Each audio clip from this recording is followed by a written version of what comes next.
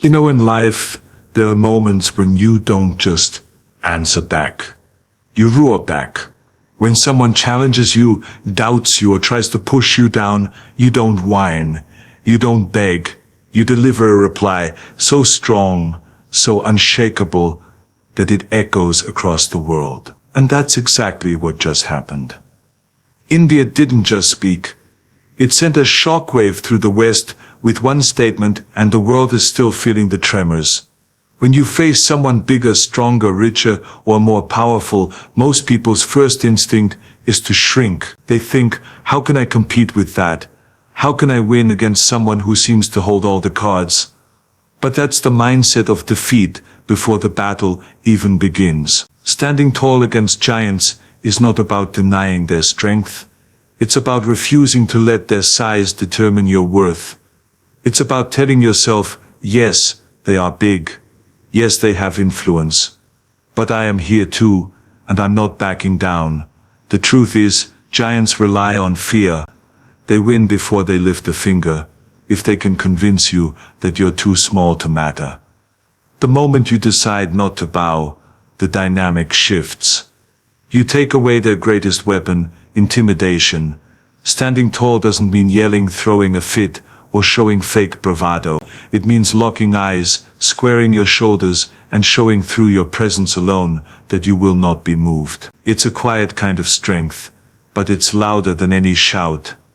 In life, everyone will face their own giants. Maybe it's a boss who treats you like you're replaceable. Maybe it's a competitor who dominates the market. Maybe it's an entire system that feels too big to challenge. And in those moments, your instinct will be to play small, to survive instead of fight. But survival is not victory. You were not put here to just exist under someone else's shadow. You were put here to make your own mark. Giants fall when they meet someone who refuses to see them as untouchable. Every great story in history, every breakthrough, every revolution was started by someone who stood tall when it would have been easier to kneel. There's something powerful that happens when you choose not to be intimidated. People notice, even your opponent notices. The giant may still be taller, but they can see that you're not afraid, and that unsettles them. Because fear is predictable. Fear makes people run, hide, compromise. But courage makes you unpredictable, and unpredictability is dangerous to the powerful. When you stand tall, you send a message that you are not here to play by their rules, that you will not shrink to fit their comfort. That's when the game changes. It's not just about facing down other people. It's also about the giants inside you. Doubt, insecurity, old failures. These can feel just as towering as any real-world opponent. But the principle is the same.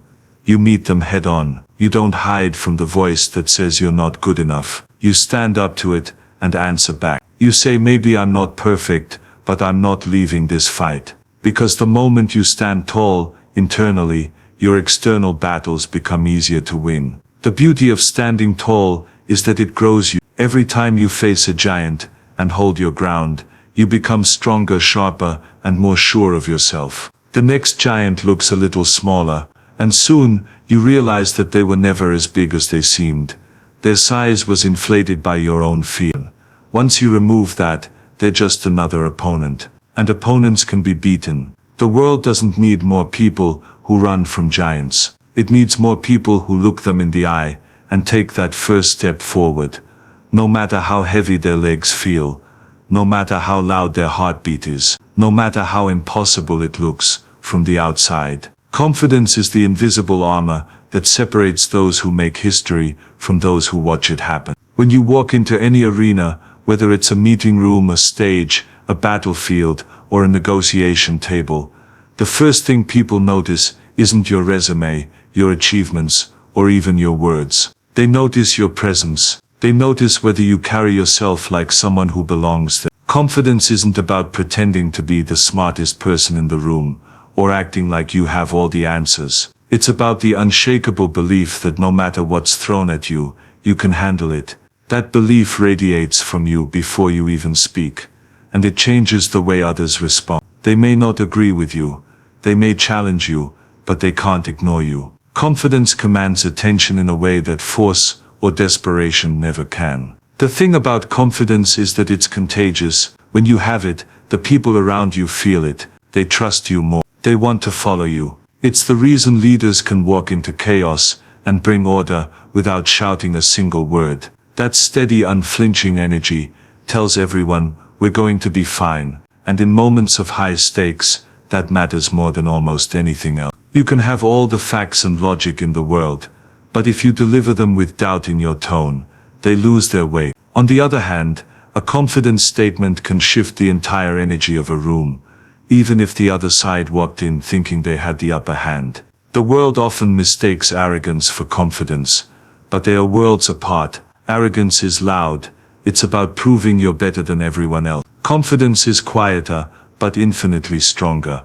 It's about knowing your worth without needing to crush others to prove it. When you speak from that place, people listen differently. They hear conviction instead of ego. They sense strength instead of insecurity. And when the stakes are high, that difference can decide the outcome. Confidence doesn't come from never failing. It comes from surviving failure, learning from it, and coming back stronger. Every time you face a challenge and refuse to break, you're building that inner muscle. People think you're born with it, but the truth is, you create it over time. You create it in the quiet moments, when no one's watching, when you push through self-doubt and keep moving forward. You create it when you stand your ground in small battles, so you're ready for the big ones. By the time you walk into a high-pressure moment, that confidence is part of you.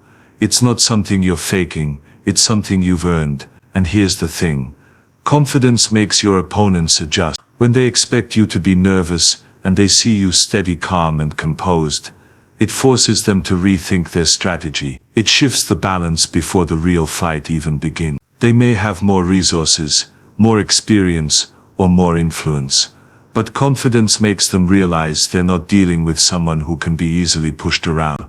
It creates a psychological edge, and in high-stakes moments, that edge can be more powerful than any amount of raw strength or clever words. Confidence is not about thinking you will never lose. It's about knowing that win or lose, you will walk away with your head held high, unbroken, and ready for the next round. That kind of presence can't be faked, and it can't be ignored. It's what makes people remember you long after the moment is over. And it's what keeps you from being just another face in the crowd. When the world is watching, power without precision is like a sword swung blindly in the dark. It might hit something, but it might also miss entirely, or cause more damage to yourself than your opponent. Precision is what turns strength into effectiveness. It's not just about having the ability to strike. It's about knowing exactly where, when, and how to strike, so that the impact is maximum and the effort is minimal. People often think that victory comes from being the loudest, the fastest, or the most aggressive. But the truth is, the ones who win consistently are the ones who are deliberate. They take the time to observe, to read the situation, to wait for the perfect opening. And when that opening comes, they move with such clarity and accuracy that there's no wasted motion, no second guessing, no unnecessary risk. That's why their actions hit harder. They're not just reacting, they're executing a plan. Precision is not hesitation. It's not about being slow or overthinking. It's about being so prepared and so focused that when you move with certainty. This requires discipline, because the temptation to act impulsively is always there, especially when emotions are high.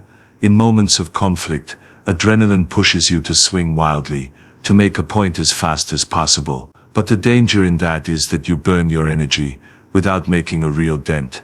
Precision demands patience. It's the ability to hold back, to study the opponent, to see not just what they're doing but why they're doing it, and to find the exact moment where one well-placed move can shift the entire balance. Think of it like chess. A beginner might focus on taking as many pieces as possible, but a master understands that one strategic move can control the whole board. In diplomacy, in business, in personal battles, this principle is the same. A statement delivered at the right time, in the right way, can have more power than months of shouting or endless back and forth arguments. It's not about how much you say, but about choosing words so precise that they cut through noise and land directly where they need to. Precision also builds credibility. When people see that you're not wasting time, not overreacting, and not trying to prove something with unnecessary displays of strength, they start to trust that you know what you're doing. They see you as calculated rather than careless, and that makes them take you more seriously. Even opponents who dislike you will respect you because precision is a sign of control, and control is hard to ignore. But precision isn't something you wake up with, it's trained. It's built from studying patterns, learning from mistakes, and paying attention to details that others overlook. Every time you act with intention rather than impulse, you sharpen that skill. Over time you stop feeling the need to throw 10 punches when one well-aimed strike will do the job. You stop feeling the need to rush into every situation, because you know you can end it with a single, perfectly timed action. When you operate with precision, you take away the opponent's ability to predict your moves. They can't read you as easily, because you're not reacting in the way they expect. You're not pulled into emotional traps. You're not swinging just to show you can. You're holding your ground, waiting for that one decisive moment that will change everything in an instant. And when you take it, the impact is so clean, so undeniable, that the other side knows there's nothing they can do to undo it. Pressure can either break you or build you, and the choice is always yours. Most people see pressure as something to avoid, something that suffocates them and steals their energy.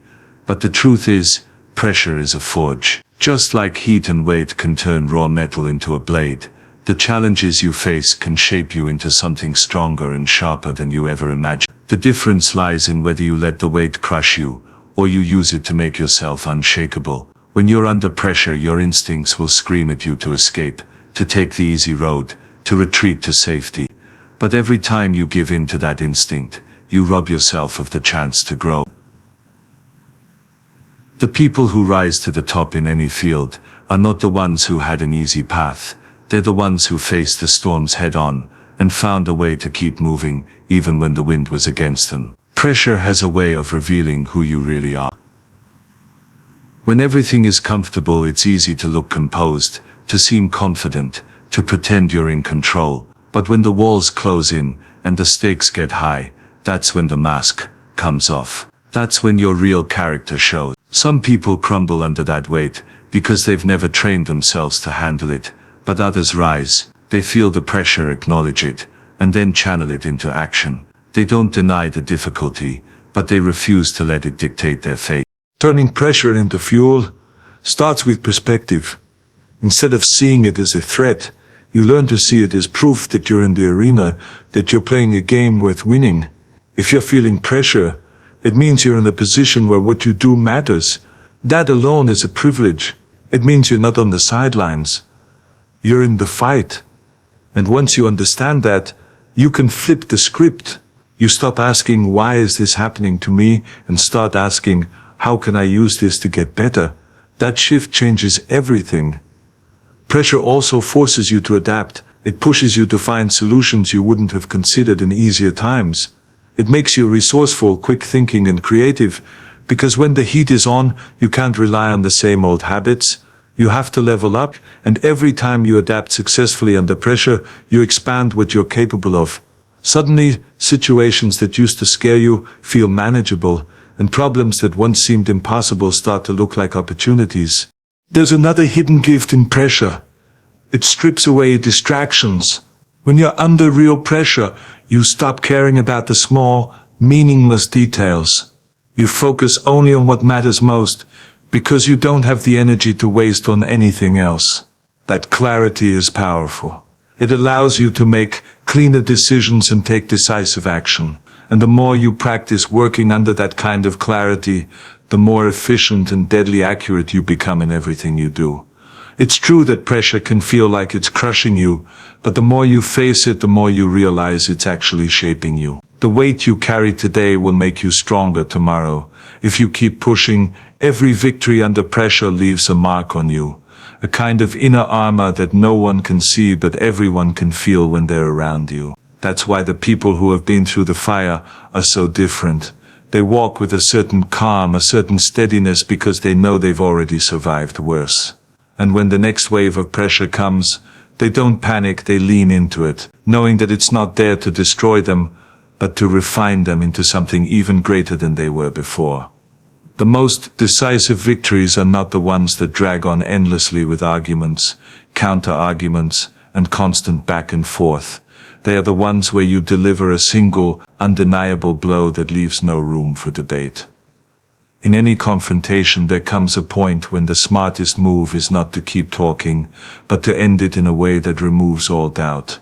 That's the power of leaving them speechless. It's not about humiliating the other side, it's about delivering such a clear, precise, and irrefutable statement or action that the conversation naturally stops.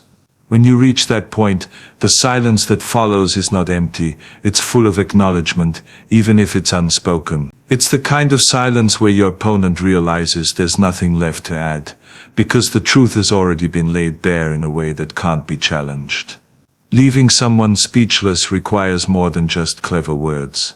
It demands deep understanding of the situation, timing, and the courage to say what others avoid. It's about cutting through noise with such clarity that your message lands like a final seal on the discussion. This isn't done through aggression or endless repetition.